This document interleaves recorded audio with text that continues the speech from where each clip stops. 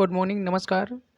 स्वागत है आपका एक बार फिर से आपके अपने चैनल RM स्टडी 24/7 में। तो साथियों, आज की वीडियो में हम लोग बात करने वाले हैं भारतीय संविधान की जो हमारी टॉपिक वाइज सीरीज चल रही है उसके अगले टॉपिक की। और आज का जो टॉपिक हमारा रहने वाला है वो है राज्यसभा, यानी कि 17वां टॉपिक राज्यसभा। और राज्यसभा से संबंधित जितने भी प्रश्न हैं वो सारे के सारे प्रश्न आज हम करने वाले हैं। और इससे पहले हमारे 16 टॉपिक हो चुके हैं। अगर आपने नहीं देखे हैं तो जाकर जो है हमारे चैनल पर विजिट करें और देखें। तो आज का जो टॉपिक है वो है हमारा राज्यसभा। तो चलिए स्टार्ट करते हैं राज्यसभा के महत्वपूर्ण प्रश्न। तो साथियों, ये है हमारा आज का टॉपिक राज्यसभा। तो आप सभी को बता देना चाहता हूँ, जो भी साथी कॉम्पिटिटिव एग्ज़ाम की तैयारी कर रहे हैं उनके लिए क्लास बहुत ही महत्वपूर्ण होने वाली है। और दूसरी चीज़ कि आप अगर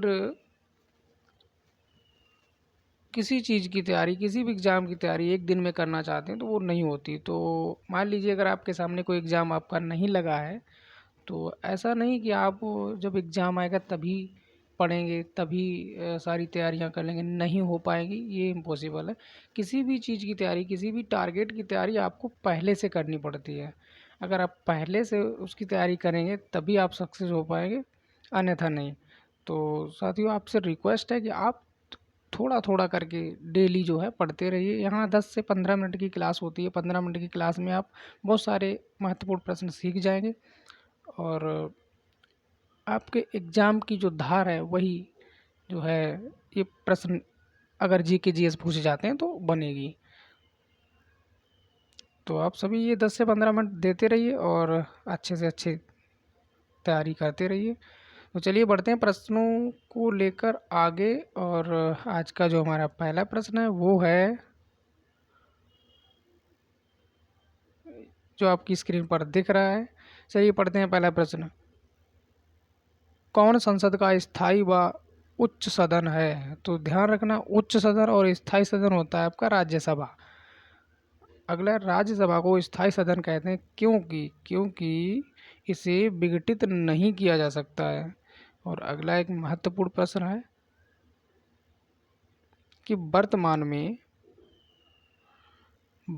में राज्यसभा के सदस्यों की अधिकतम संख्या कितनी हो सकती है? तो याद रखना, राज्यसभा में जो सदस्यों की अधिकतम संख्या है तो वो हो सकती है 250, यानी 250।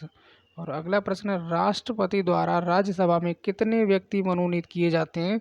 तो वो किए जाते हैं 12 सदस्य। बढ़ते हैं आज के अगले प्रश्न की ओर। तो अगला प्रश्न क्या कह रहा है कि जिन संघ शासित क्षेत्रों में विधानसभाएं नहीं होती हैं उनके प्रतिनिधि किस प्रकार चुने जाते हैं? तो वो चुने जाते हैं निर्वाचक मंडल द्वारा, ठीक है, विशेष निर्वाचक मंडल द्वारा। बढ़ते हैं आज के अगले प्रश्न की ओर। और अगला प्रश्न है, राज्यसभा में सदस्यों का निर्वाचन होता है तो वो होता है आनुपातिक प्रतिनिधित्व के अनुसार एकल संक्रमणीय मत पद्धति द्वारा, ठीक है, याद रखना। बढ़ते हैं आज की अगले प्रश्न की ओर। और अगला प्रश्न हमारा क्या कह रहा है, राज्यसभा के लिए प्रत्येक राज्य के प्रतिनिधियों का निर्वाचन कौन करता है? तो ये विधानसभा के निर्वाचित सदस्य करते हैं। अगला है हमारा, राज्यसभा में राज्यों का प्रतिनिधित्व किस बात पर निर्भर करता है? तो वो करता है राज्य की जनसंख्या पर। अगला प्रश्न देखिए। अगला प्रश्न है, राज्यसभा में किस राज्य के प्रतिनिधियों की संख्या सर्वाधिक है? तो याद रखना, वो है उत्तर प्रदेश की। बढ़ते हैं आज के अगले प्रश्न की ओर। और अगला प्रश्न हमारा क्या कह रहा है, ये रहा।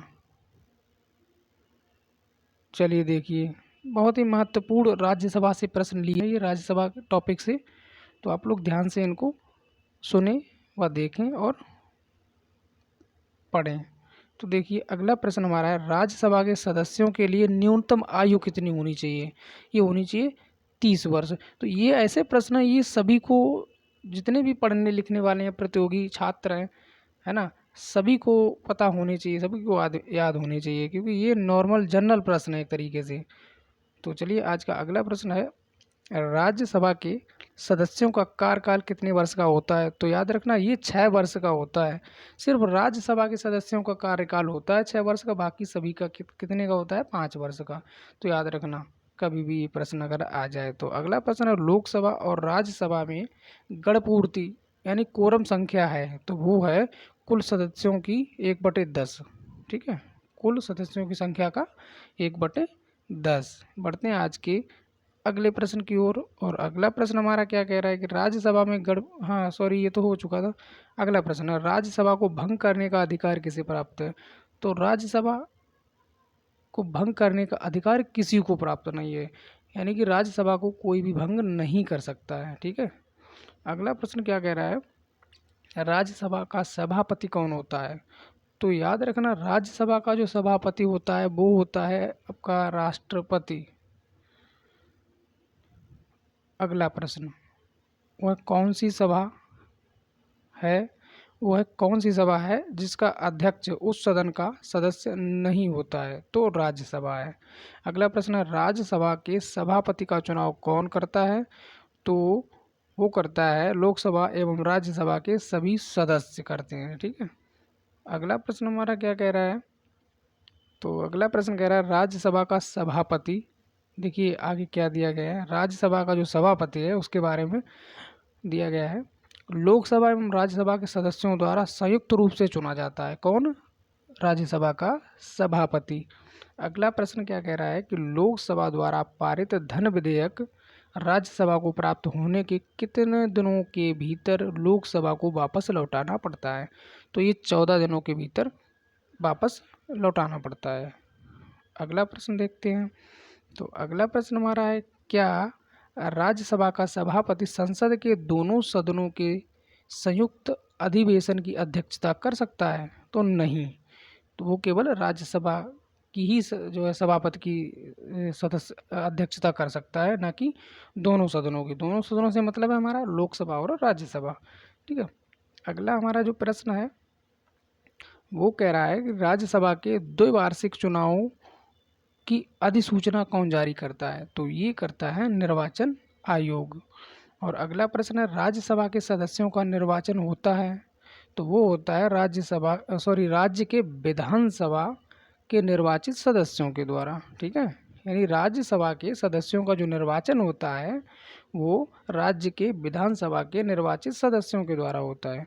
आज का अगला प्रश्न और महत्वपूर्ण प्रश्न क्या कह रहा है कि स्वतंत्र भारत में राज्यसभा के प्रथम सभापति कौन थे? तो ये थे डॉक्टर सर्वपल्ली राधाकृष्णन। ठीक है, आइए थोड़ी सी जानकारी ले लेते हैं। यहाँ पे क्या लिखा है कि लोकसभा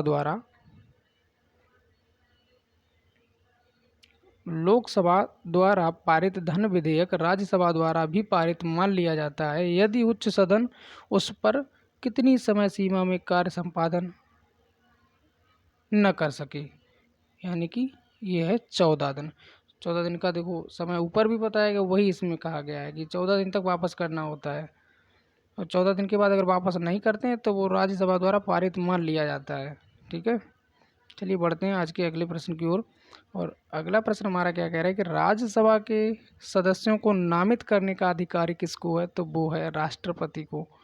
अगला प्रश्न देखिए, बहुत ही महत्वपूर्ण इम्पोर्टेंट, ये रहा हमारा, राज्यसभा द्वारा राज्यसभा के लिए कला साहित्य विज्ञान आदि क्षेत्रों में से 12 सदस्यों को मनोनीत करने की व्यवस्था भारतीय संविधान के किस अनुच्छेद के अंतर्गत आती है?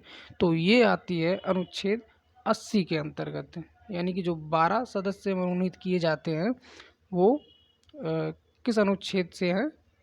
तो उसका प्रावधान जो दिया गया है वो अनुच्छेद 80 में दिया गया है। ठीक है, बढ़ते हैं आज के अगले प्रश्न की ओर। और आज का हमारा अगला प्रश्न क्या कह रहा है कि सर्वप्रथम किस फिल्म अभिनेता को राज्यसभा का सदस्य मनोनीत किया गया था? तो याद रखना फिल्म अभिनेता की बात की गई है यहाँ पे, तो ये थे पृथ्वीराज कपूर को। अगला प्रश्न है, राज्यसभा के लिए नामित फिल्म अभिनेत्री कौन थी? तो ये थी नरगिस दत्त। अगला प्रश्न है, राज्यसभा की प्रथम महिला महासचिव कौन थी? तो ये महासचिव की बात हो रही, तो यहाँ पे BS रमा देवी। देखिए बहुत ही महत्वपूर्ण सारे के सारे, तो आप लोग ध्यान से इनको पढ़ें।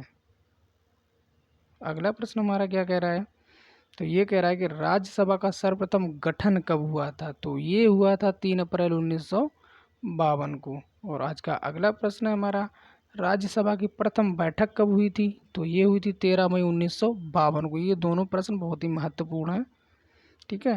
राज्यसभा का गठन कब हुआ था, तो सबसे पहले हुआ था 3 अप्रैल 1952 को। और राज्यसभा की जो प्रथम बैठक हुई थी तो वो हुई थी 13 मई 1952 को, यानी कि अप्रैल में उसका गठन हुआ और उसकी जो पहली बैठक हुई वो हुई 13 मई को। आज का अगला प्रश्न हमारा क्या कह रहा है कि संसद के किसी भी सदन के 2 सत्रों के बीच अंतराल किस से अधिक नहीं होना चाहिए, तो ये होना नहीं चाहिए 6 महीने से ज़्यादा, ठीक है। तो अगला प्रश्न है हमारा, भारत में किसकी स्वीकृति के बिना कोई भी सरकारी खर्चा नहीं किया जा सकता है, तो संसद, ठीक है। और आज का अगला प्रश्न हमारा क्या कह रहा है, तो अगला प्रश्न है, किसी विधानमंडल के किसी सदस्य द्वारा प्रस्तुत प्रस्ताव को जनमहत्व का अविलंब मामला मानते हुए जो चर्चा की जाती है उसे क्या कहते हैं, तो उसे कहते हैं स्थगन प्रस्ताव। चलते हैं आज के अगले प्रश्न। देखिए यहाँ पे कुछ ऑब्जेक्टिव प्रश्न आपको देखने को मिलेंगे, आज उनको भी कर लेते हैं। तो चलिए, ऑब्जेक्टिव प्रश्न में क्या है, निम्नलिखित में से किस राज्य से राज्यसभा के लिए निर्वाचित सदस्यों की संख्या सबसे कम है, ये आपको बताना है। चलिए आप अपना दिमाग लगाइए, इसमें क्या कौन सा ऑप्शन आपके लिए सही हो सकता है, तो ये हो सकता है option number B, Himachal Pradesh. यहाँ पर क्या है कि राज्यसभा के लिए निर्वाचित सदस्यों की संख्या सबसे कम है। तो चलिए आगे बढ़ते हैं। देखिए थोड़ा सा ज्ञान भी इसके बारे में ले लेते हैं, क्या ज्ञान है, तो ज्ञान ये है कि उपर्युक्त दिए गए राज्यों से राज्यसभा के लिए निर्वाचित सदस्यों की संख्या इस प्रकार है। छत्तीसगढ़ में कितने सदस्य हैं, 5 है, हिमाचल में 3 है और झारखंड में 6, जम्मू कश्मीर में 4 है। तो सबसे कम की बात की गई है तो वो है हमारा क्या, हिमाचल प्रदेश, ठीक है। तो बढ़ते हैं आज के अगले प्रश्न की ओर। और आपकी स्क्रीन पर दिख रहा है अगला प्रश्न, क्या कह रहा है कि किस सभा का अध्यक्ष उसका सदस्य नहीं होता है, तो ये आपने अभी पढ़ा है, ये होता है राज्यसभा का, ठीक है। बढ़ते हैं आज के अगले प्रश्न की ओर, फिर ऑब्जेक्टिव है, तो चलिए पढ़िए इस प्रश्न को।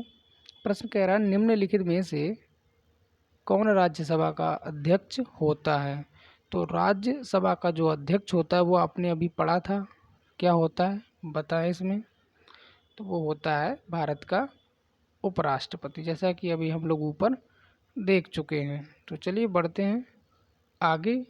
और मेरे हिसाब से आज का ये अंतिम प्रश्न था, राज्यसभा का अध्यक्ष। अब जो अगला टॉपिक हमारा आने वाला है वो है लोकसभा का, और लोकसभा से जितने भी महत्वपूर्ण प्रश्न हैं उनको हम कल की क्लास में करेंगे, ठीक है। आज आप लोग जितने भी प्रश्न किए हैं उनको आप लोग पढ़ लें अच्छे से और उनको याद कर लें। तो कल फिर मिलते हैं अगले टॉपिक के साथ, यानी कि लोकसभा के महत्वपूर्ण प्रश्नों के साथ। तो तब तक के लिए चलते हैं, नमस्कार, जय हिंद।